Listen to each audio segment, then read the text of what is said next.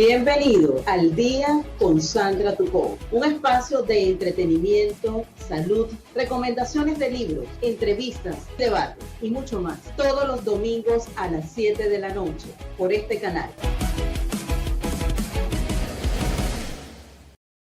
Al Día con Sandra Tucó llega gracias a Cámara Internacional de Conferencistas, organización líder que reúne a conferencistas, formadores, capacitadores, facilitadores, coach, mentores y profesionales de la capacitación organizacional. La Cámara le da la bienvenida a la República de Panamá.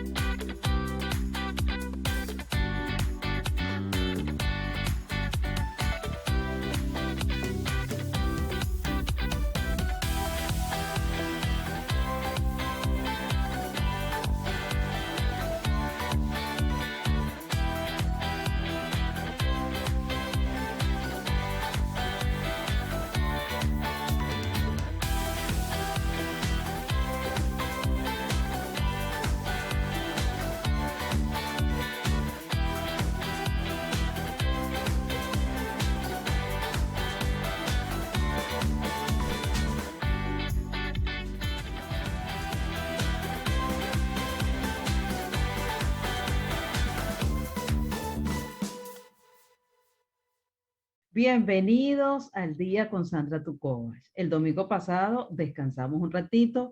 Este domingo reiniciamos el mes con muchas sorpresas. Además de celebrar mi cumpleaños número 48. Así mismo como lo escuchan, 48. Bueno, este domingo tengo el placer de, por supuesto, darle la bienvenida, como todos los domingos, al espacio de Alemir Navas con La Risa Te Siga, que nos viene a hablar de la risa y la salud, sobre todo muy especial con la presión arterial. También tengo un gran invitado desde Venezuela, el doctor Luis Jiménez. El doctor Luis Jiménez es un médico cirujano egresado de la Universidad de los Andes en Mérida, Venezuela, investigador en neurociencia con enfoque a la difusión del conocimiento practicante y estudioso de las artes marciales. Tiene 2 libros publicados y, por supuesto, ha trabajado como médico también en artes marciales y neurocientífico. Vamos a hablar con el doctor sobre las personas que están saliendo de la pandemia del COVID, qué están sintiendo, cómo podemos ayudarle, cuál es su situación y también de las recomendaciones para el paciente post-COVID y también para las personas que les rodean. Ha sido una entrevista bastante sustancial porque definitivamente necesitamos escuchar e investigar, como bien lo dice él, este tema de la pandemia y ver cómo podemos ayudar a nuestros parientes, amigos que están requiriendo definitivamente nuestro apoyo. Así que, bueno, bienvenidos a todos. Espero que lo disfruten al máximo este programa y también quiero aprovecharle para anunciarles que el doctor va a estar visitándonos cada 15 días en nuestro programa para conversar sobre temas de ciencia, neurociencia y de salud. Así que si tienen alguna pregunta en especial, con mucho gusto se lo haremos llegar para que él pueda entonces darnos sus recomendaciones, su conocimiento de las consultas que ustedes nos hagan.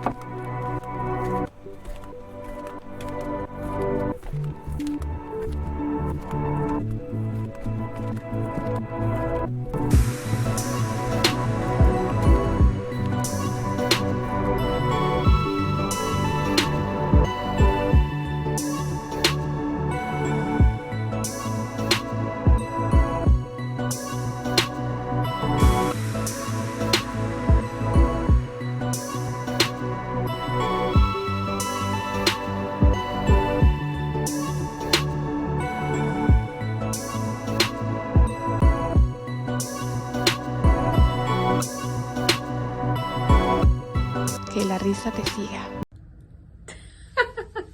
Feliz noche y bienvenidos sean todos a Que la risa te siga.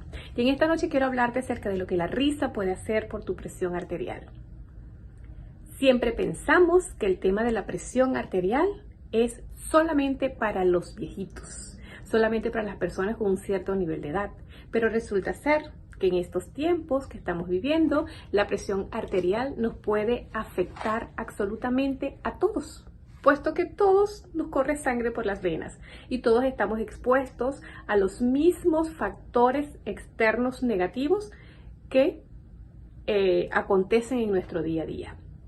Solo que, por supuesto, las personas mayores o las personas de cierto nivel de edad son más susceptibles en vista de que muchas veces su sistema, su organismo, está ya afectado por el paso de los años y por el descuido que muchas veces acarrea esa condición. Sin embargo, casi que todos, cuando tenemos un momento incómodo, una situación que no sabemos manejar, un susto, algo que nos afecte emocionalmente, esa presión arterial tiende a subir. ¿Y por qué ocurre esto? Porque cuando llega ese impacto a nuestro organismo, sencillamente nuestras arterias se reducen. Y al reducirse, por supuesto, el flujo sanguíneo es mucho menor. Si esa condición se torna más grave, más crítica, entonces es donde sobreviene un ataque cardíaco.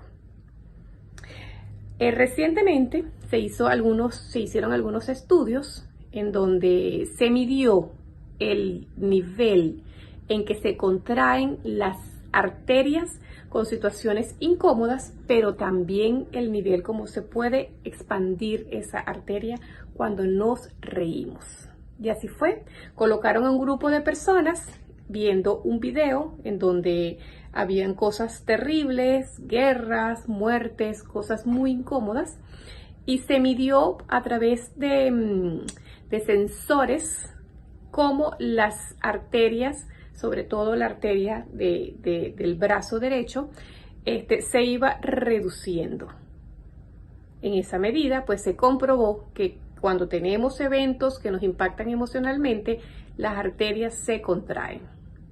Y cabe decir que cuando son arterias sanas, estas arterias rápidamente vuelven a su nivel, una vez que se ha sobrepasado la situación.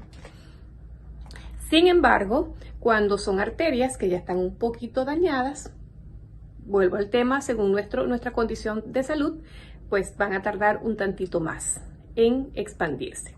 Sin embargo, se colocó a otro grupo de personas viendo historias cómicas, chistes con actividades que implicaban el humor y la risa, y resulta ser que esas arterias se expandieron en un 30% más de lo normal. Entonces, hay suficiente evidencia científica que declara que cada vez que nos reímos, ocurren esas cosas maravillosas en nuestro cuerpo.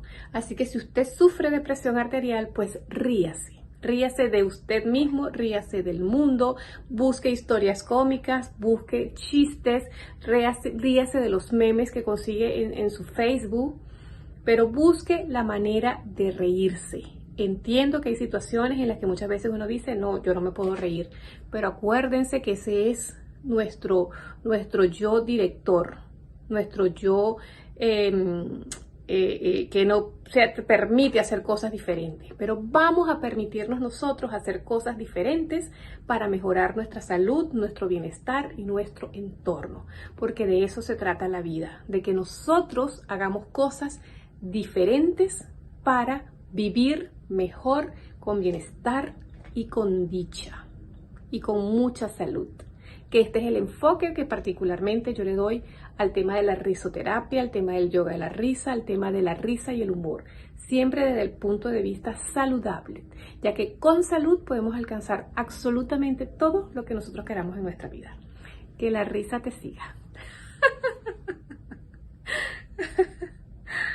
Hola, bienvenidos nuevamente al Día con Sandra, tu coach. Estoy feliz, acabo de decirlo, porque es que hace días vengo con la inquietud y también con la esperanza de encontrar una persona de la ciencia, un médico, para traerlo al programa, para conversar, sobre todo ahorita precisamente esas secuelas que está dejando la pandemia.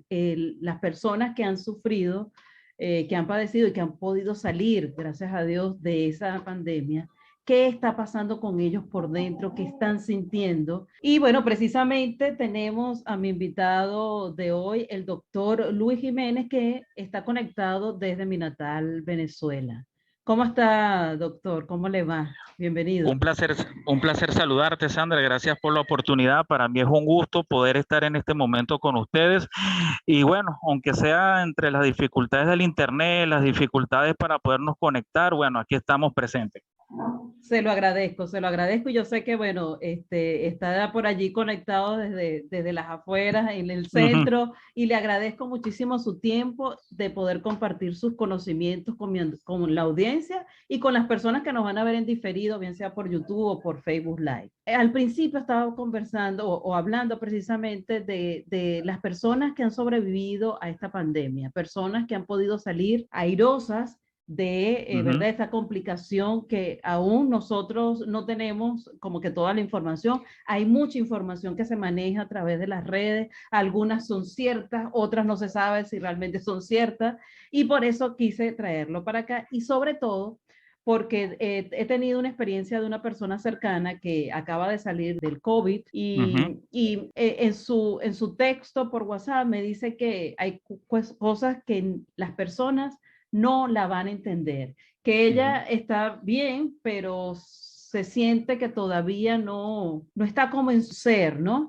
Entonces a mí me llamó muchísimo la atención porque yo dije, claro, una cosa es padecer, la otra cosa es salir, porque hay muchos que no han podido salir, que se han quedado, y las personas que salen, ¿en qué condiciones salen? Entonces esa sería mi primera pregunta para usted. Ok, bueno, muchísimas gracias. Les pido a la audiencia, a las personas que nos escuchen, que me disculpen, como estoy en las afueras, ubicada en una parte pública, entonces de repente pueden escuchar algún ruido, pero bueno, sigamos adelante, no hay que pararnos en obstáculos.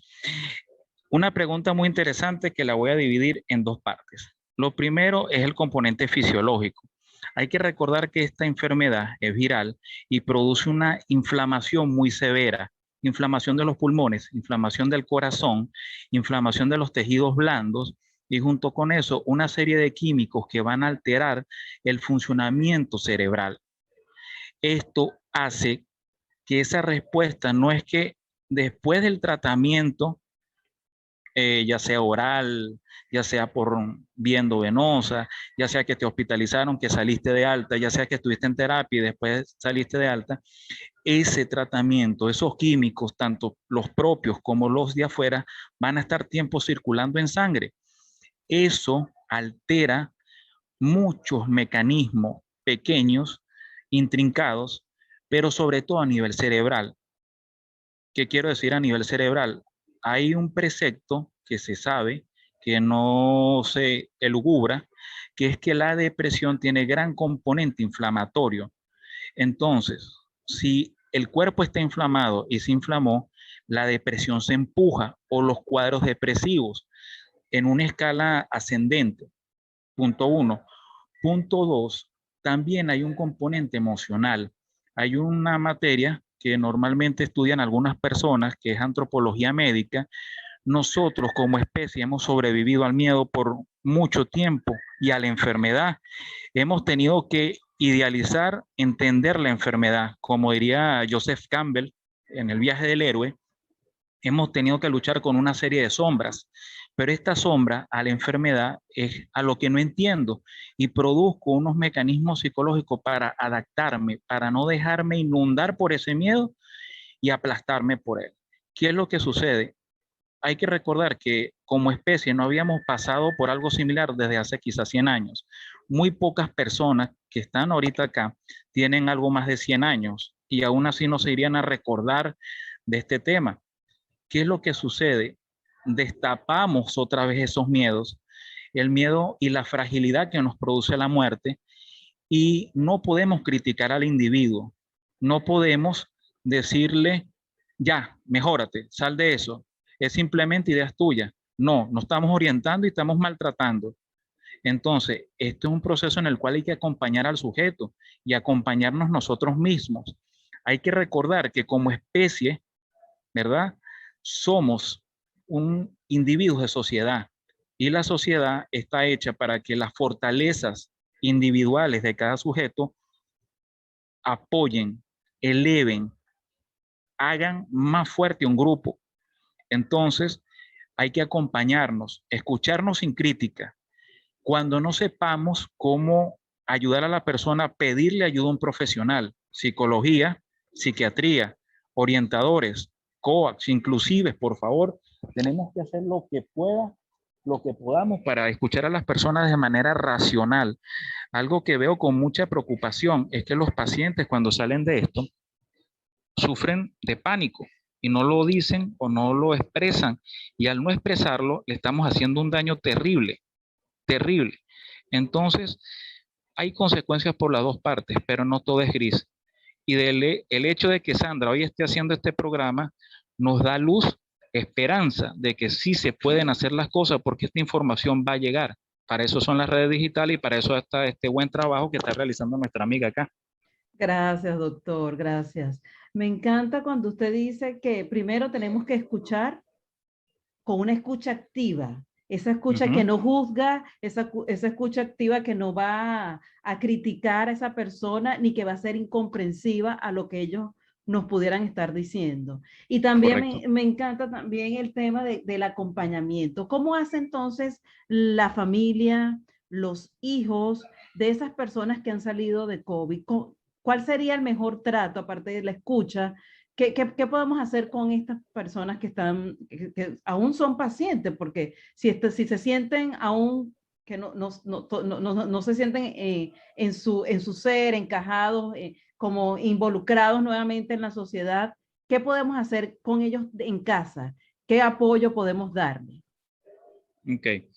Hay una expresión que yo he escuchado varias veces en libros, en películas, es que el hombre rechaza o le teme a lo que no comprende. Y mientras no lo comprenda, más miedo me va a originar. ¿Qué es lo que sucede? Lo primero que yo les recomendaría, esto sí es una recomendación muy personal, de Luis Guillermo Jiménez, esto no va a aparecer en ningún libro. Infórmense bien, de fuentes creíbles, sustentables, no de personas o pseudocientíficos, no de Instagram que me apareció el punto que maravillosamente dice que el virus se va a los 2 días si volteamos la ropa.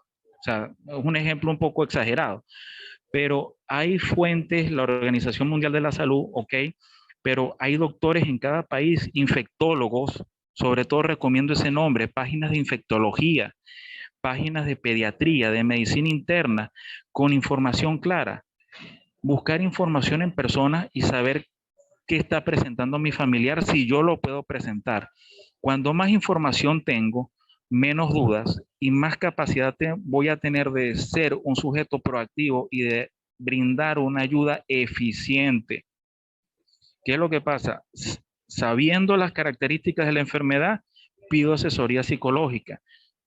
Hay que reunirnos. Es importante que en esta enfermedad muchos grupos familiares han salido afectados. De repente una persona pudo haber ido al hospital o ser hospitalizada. Unos la sufrieron y se quedaron en casa. Es correcto. Pero hubo uno que tuvo que quedarse y salir a trabajar, buscar la comida y regresar.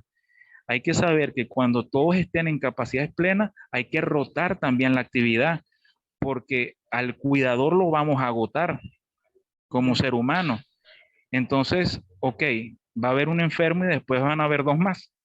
Entonces la pregunta es, esta enfermedad es multifactorial, es multidimensional y es atemporal.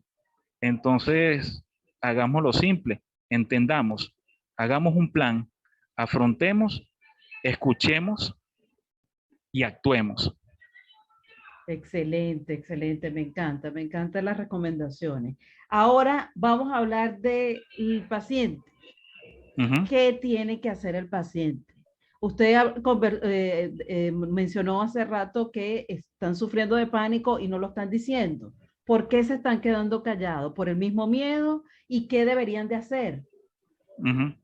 Correcto. Primero, hay que recordar, y vuelvo al ejemplo de que somos una sociedad. Evidentemente, cuando tú estás en un grupo, tú quieres ser aceptado, tú no quieres ser un paria. Entonces me callo el miedo, pero el miedo, como toda emoción no canalizada o como todo estado, va a fluir, va a ser representado, va a querer ser escuchado. Eso va a producir que la persona comience a padecer de miedo, comience a tener otra serie de patologías que no son las convenientes, no son las indicadas. Entonces, lo primero que debe hacer el paciente es poder entender su enfermedad. Él es el que más preguntas debe hacer. Las personas en la salud o los médicos, si no están dispuestos porque están agotados, porque el médico se fue, porque la enfermera cambió de turno de guardia, lo sé, lo viví, soy ser humano, hay personas que sí pueden apoyarte. No es simplemente un solo médico, hay más.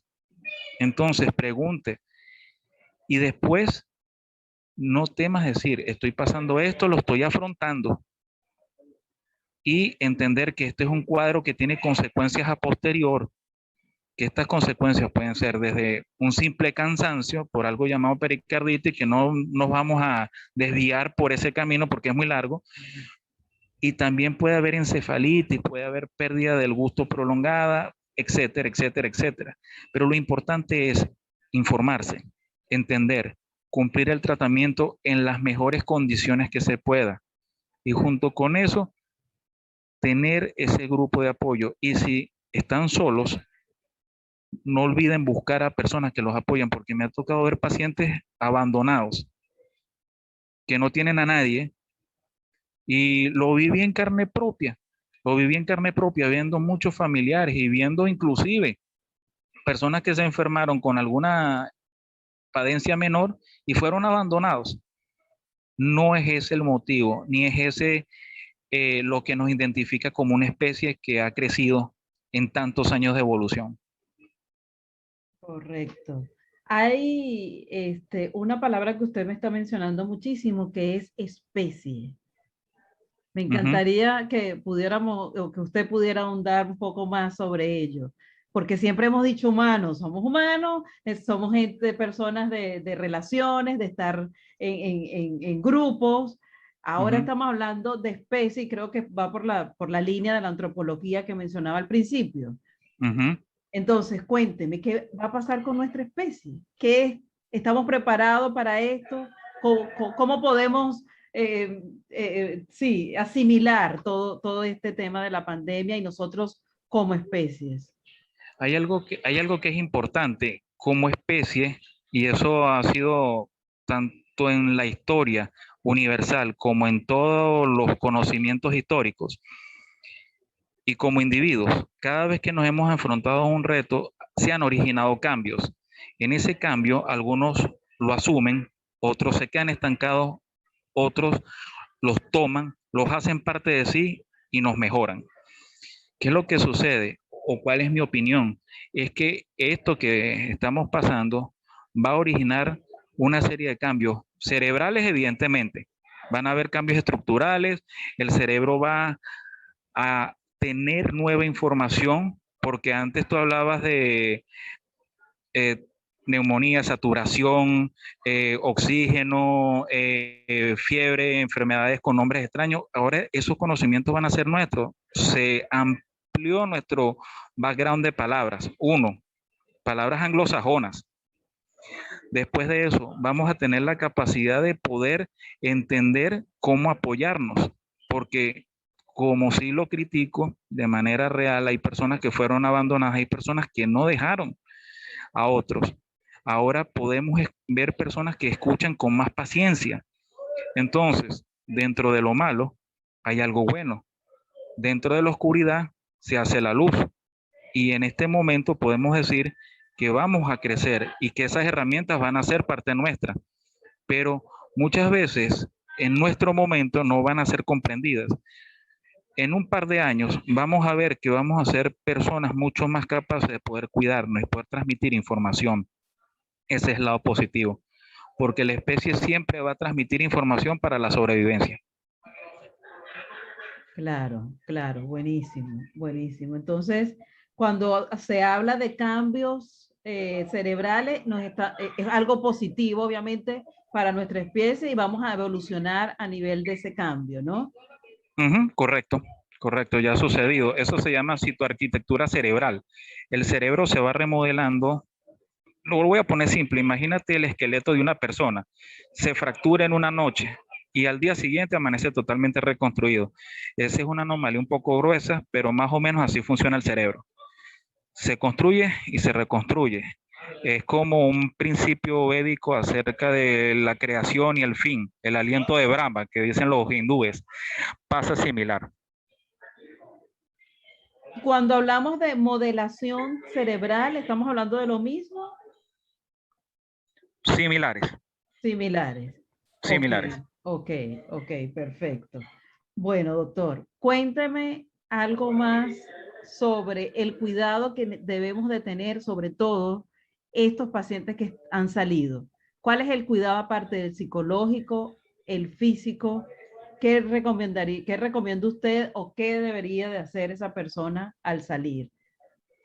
Lo primero que les voy a recomendar, sigan las indicaciones de su médico, junto con eso, valoraciones por cardiología, que son importantes, y lo que yo digo, no pierdan o no dejen los controles. Es importante que también he visto que muchos pacientes posterior a la enfermedad creen que esto se va o creen que esto es simplemente un momento de pasada. No, esto sigue.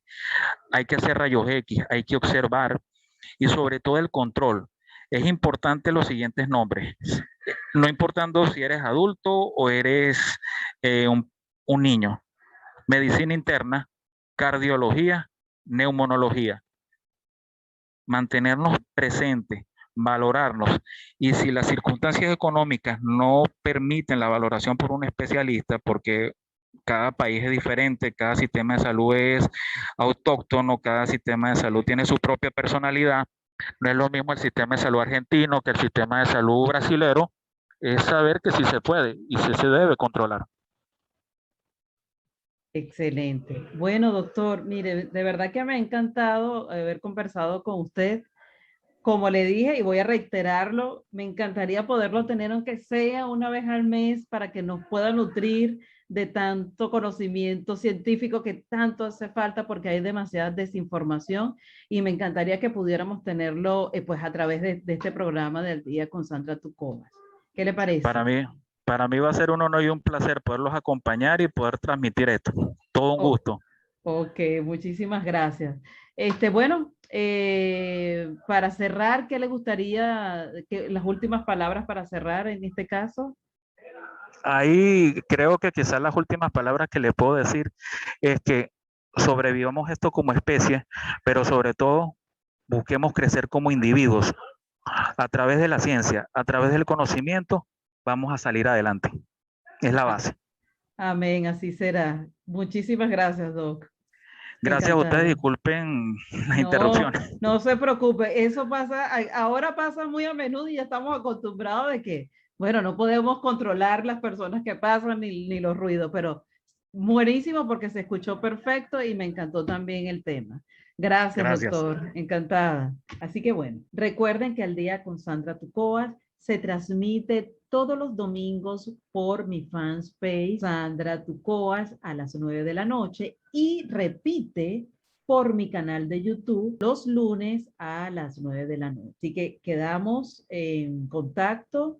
Si todavía no te has suscrito o no sigues como fanpage, hazlo todos los domingos y puedes buscar en la biblioteca de contenido todo el contenido que tenemos para enriquecer y te desarrolles a nivel personal y profesional. Y en mi canal de YouTube, toda la semana estamos estrenando videos. Así que nos vemos el próximo domingo. Un placer haberlos tenido por aquí.